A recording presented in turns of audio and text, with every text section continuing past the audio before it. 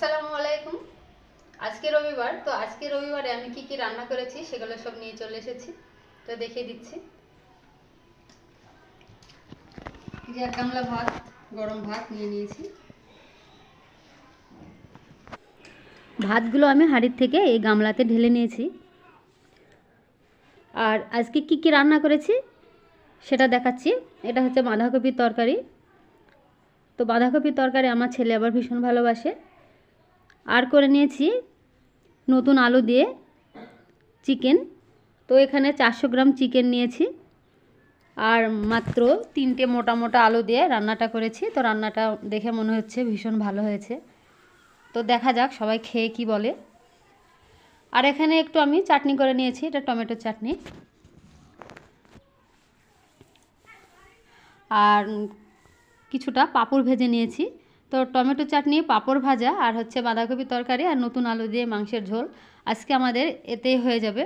আর যেদিনকে আমি মাংস রান্না করি সেদিনকে আমি কিন্তু অন্য কোনো তরকারি বেশি রান্না করি না, কেননা সেদিনকে শুধু মাংসের দিকেই সবার নজর থাকে, অন্য কোনো তরকারির দিকে আর নজর পড়ে না।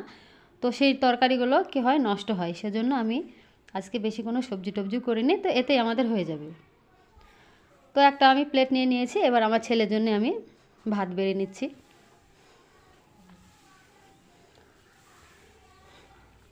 আমার ছেলে তো বাঁধাকপি তরকারি ভীষণ পছন্দ করে, আর যদি মাংস হয় তাহলে তো আর অন্য কোনো তরকারির দিকে তাকায় না। তো দেখা যাক আজকে কি করে, আজ বাঁধাকপি তরকারি খাবে নাকি মাংস খাবে সেটা আমি দেখব। তো তবুও দিয়ে দিলাম বাঁধাকপি তরকারি, 1 চামচ মতো দিলাম ওকে।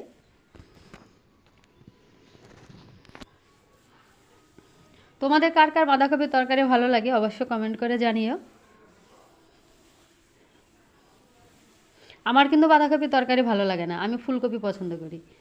তো এবার আমি ছেলেকে মাংস তুলে দিচ্ছি। তো আমার ছেলে আবার মানে মাংস বেশি খায় না, ওই হাড়যুক্ত মাংস মানে বেশি পছন্দ করে। ওই যে হাড়ের উপরে যে মাংস লেগে লেগে থাকে সেইগুলো একটু খেতে পছন্দ করে।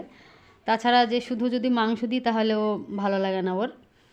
ও বলে মা আমাকে একটু হাড়যুক্ত দাও, হাড় দাও, হাড় দাও। তো ওকে আমি বেছে বেছে হাড়গুলোই তুলে দিচ্ছি।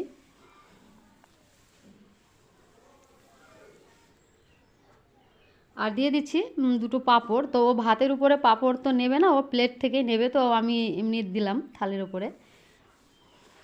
তো আজকে রবিবারের এই হলো আমার রান্না বান্না। এবার আমিও আমার জন্য 2টো নিয়ে নিচ্ছি, একসঙ্গে আমরা খেয়ে নেব।